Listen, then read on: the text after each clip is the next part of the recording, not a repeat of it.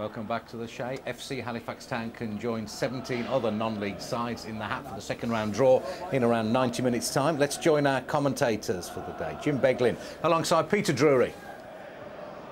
Thank you, Adrian. A day the like of which the dear old Shay thought it may never see again. Teams led out this Remembrance Sunday by servicemen Major Steve Ward, Corporal Danny Horsfield, Lance Corporal Robert Swindles of the 3rd Battalion Yorkshire Regiment, and behind them in blue, some proud men. Proud town, proud club. FC Halifax Town, a club re-incarnate. My goodness me, this club has fought for its life down the years. More than once it has nearly ceased to be, but somehow it has stayed alive, and today it is positively kicking. This is the first time that the reborn FC Halifax Town has played in the FA Cup proper, led there by Captain Tom Baker, a locksmith, little man with a big heart. And this is the first Charlton team to travel to the Shay since August 1974. From Valley Floyd Road to the Calder Valley. Halifax fans have been sweating all week on the fitness of top scorer Lee Gregory, who pulled up lame in the 4th qualifying round winner Solihull Moors. But he has made it, he's an electrician. This 11 also contains a gas man, a fireman and a locksmith. It doesn't contain regular target man James Dean, who serves a suspension, nor winger James Marwood, whose parent club Gateshead won't let him play. So Gregory and fans' favourite Danny Holland come back into the side that beat Gloucester last week. So Danny Holland for Halifax, Danny Hollands, plural, in the Charlton side. Plural being most appropriate since he recently became a father of triplets. And Hollands is a constant in a team which has changed for the first time in a month. Scott Wagstaff, the sole survivor of the Northwich aberration 2 years ago, comes in and starts on the right. Cameroonian Cedric Evina comes in at left-back, and in place of Wright Phillips and the rested Kermagant, it's an experienced front line, Paul Hayes, and the evergreen Jason Ewell.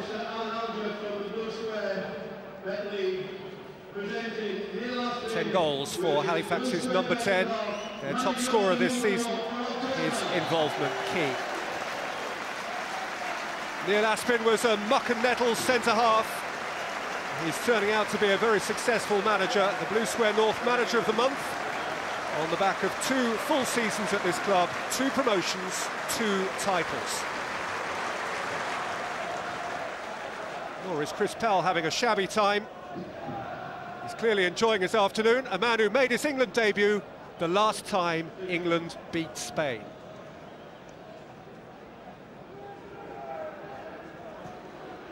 At the back of the shot there, David Bosamworth, the chairman, who picked up the pieces of this club a little more than 3 years ago. Bobby Ham, director, alongside him. Our old colleague John Helm, loved in these parts for his voice down the years and for his still childlike enthusiasm about local sport. He is part of the scenery too.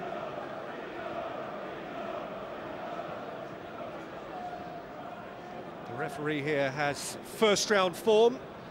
A year ago, Jeff Eltringham was in charge when FC United of Manchester won in the last minute at Rochdale. Contrast of the captains, though, is stark. Johnny Jackson, a one-time Premier League player with Tottenham Hotspur, shaking hands with Tom Baker, whose past was at Bradford Park Avenue. Charlton Athletic, the FA Cup winners of 1947, reached the 3rd round last year and lost at Spurs, but still haunted by defeat at this stage at Northwich 2 years ago. And now, before the sport, this community, in common with countless nationwide, makes its public observance of Remembrance Sunday.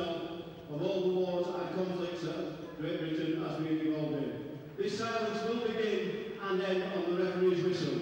So we'll now go to today's match referee.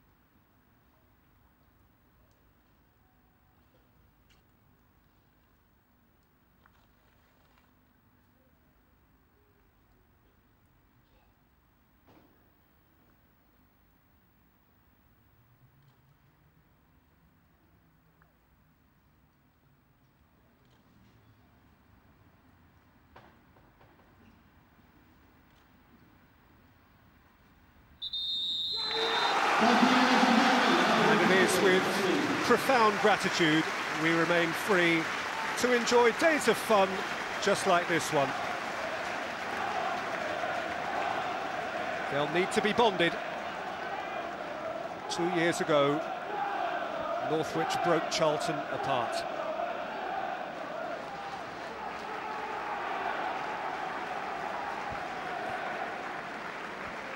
For 100 years, there's been a football club bearing the name of this town. It is 3 years since the current chairman began regrowing this incarnation of it out of the ruins of its predecessor. And here is the biggest day in the short new life of FC Halifax Town.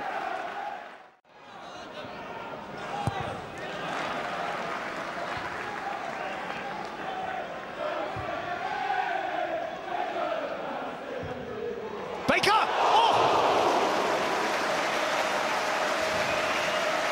That's crossbar. That's an absolute perler, isn't it? From such a distance as well. I mean, they've just afforded him the chance. We'll go on, have a pop then. And you know what? The keeper is lost on that one as well, John Sullivan. It dips at the very end, but not enough. Just clips the crossbar. And I think John Sullivan will be breathing a little easier after that. Great effort. We'll soon be out for the second half. Let's go back to our commentary team. Jim Beglin alongside Peter Drew. Thank you, Adrian. Got all the trappings. Charlton have their lead.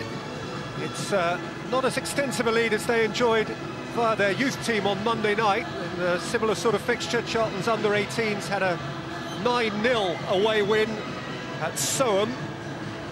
And I guess the more ambitious Charlton folk and the more pessimistic Haligonians, for that is what a resident of Halifax is called, might have feared something similar. That hasn't been the case at all. Jim, no question in the gloom and the murk here, it is a proper contest. It is indeed. I was impressed with Halifax. I was impressed with their game plan in the first half. As Neil Aspin said, stay in the game. I think that still applies even though they're a goal behind. I don't think they'll change that drastically. I think it's still a case of making sure you make things difficult for the visitors. Hang in there, and you just might get a little bit of a spark or just a little bit of creation from one of your front players and can get you right back into it. So I don't think they'll be throwing caution just yet. Famous cup occasions here down the years. We've spoken a lot about the game in January 1980 when Paul Hendry scored against Joe Corrigan and Halifax beat a stellar Manchester City team here. There was another one in July 71, very famous Watney Cup tie. Who remembers the Watney Cup when Halifax beat Manchester United, including Best, Law and Charlton 2-1. Willie Morgan had a penalty save, George Best scored one. There were nearly 20,000 in the ground that day. Well, there are around about 5,000 in here today, very, very reasonably priced. You can't spend more than 13 quid on a match ticket for this, their biggest game in years, and the biggest game in the history of the Reborn Club. The community has united around this fixture, and talking to one or two people around us over the course of the half-time break, there was a certain relief, a happiness that whatever happens now, as Charlton warmed themselves up for the start of the second half, whatever happens now, Jim, Halifax have put on a decent show, and for the pride of a town and a club, that probably mattered most today. Yeah, absolutely, and I mean, I think Neil Aspin needed him in at half-time. You know, after conceding the goal, it's just demoralising a little bit, and I'm sure he's remotivated his troops now. And I think the one thing he has to instill for the second half now is the belief in his players that they can still get something out of this, that don't let it kind of get away from you now. Still give it all you've got, and don't leave anything out there. The Skircoat stand that you see there, semi-populated, is kept for the away supporters. I assure you that the main stand in which we're sitting is absolutely chock-a-block. The attendance is healthy, and it includes their Vice President Jeff Cope, former Yorkshire and England spin bowler, and his guide dog Kemp. Jeff was made a Vice President at the start of this season and is an avid fan of this club, has been for some time. Rarely misses a home game, nor indeed does Kemp. He took 8 wickets for England in 3 Test matches on the 77-78 tour of Pakistan, and would have taken a debut hat-trick, but Mike Brearley diving at first slip, thought he grounded the third catch and called the batsman back. Anyhow, that's history, up to date. Halifax have a cup tie to chase. And here's Rainford and Garner. McManus. Away from Solly. Very decent delivery. Could come down for Gregory. Hooked away as far as Rainford! Solomon threw down a hand. Well, just what the doctor ordered, exactly what Neil Aspin would have wanted from his players. Just revitalise them and go out and have a go at this. Wagstaff. Hayes. Flicked up off Wagstaff, well read by Hogan. Over the top here for St Just. First chance to demonstrate his pace. And to worry Solly. And worry the full-back he does. St Just with a cross! Gregory didn't make contact. Here's Rainford. In went Baker. And it's come out to Hardy! Whistle's gone. Yeah, Baker was just a little too robust in the challenge, and referee penalised them for that. And just look at the manager in the touchline, urging his troops on. That's a lovely little ball, exactly what he wanted to do as well, St Just. I thought Gregory would get a little more on it. He seemed to be in position front post. And he just, I don't know, it just seemed a bit awkward, and he's missed it. Is he living this day or is he not?